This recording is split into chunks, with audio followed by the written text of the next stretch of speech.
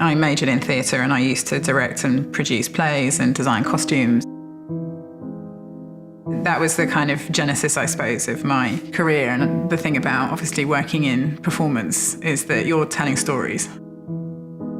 I think if there's a thread that links all of the phases of my career together, it's that idea of narrative or storytelling. I'm Alice Cicolini and I'm a jewellery designer, and we're here in Hackney Wick in London. Sort of grew up with, what's, in effect, a slightly stereotypical idea of what India is.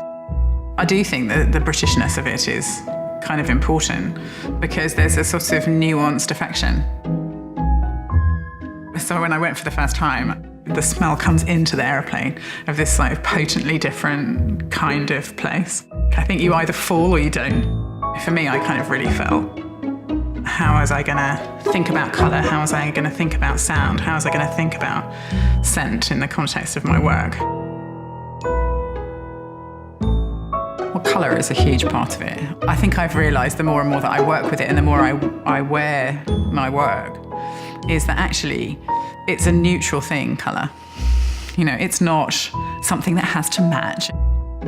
I think the thing about being in India is that you really feel that in a very palpable way. It's just kind of everywhere.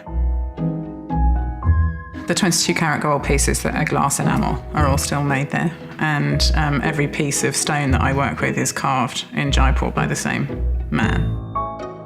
I literally work with 2 craftsmen on the Indian side and have done for a decade. But for me, that collaborative engagement with someone else's skill is really fundamental to the story I'm trying to tell. So glass enamel, it's an engraved process. So you create the shape of the gold, and into the gold you're engraving out the pattern. But it's layers and layers of, in effect, molten glass with pigment inside. For me, enamel is like painting on gold.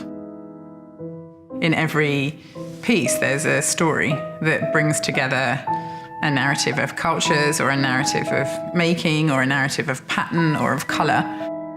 You don't necessarily know whether they're a contemporary object or a historic one. And there's something about that little game that I also quite enjoy. You can put a piece of my work into your jewellery wardrobe and it can look like it's always been there.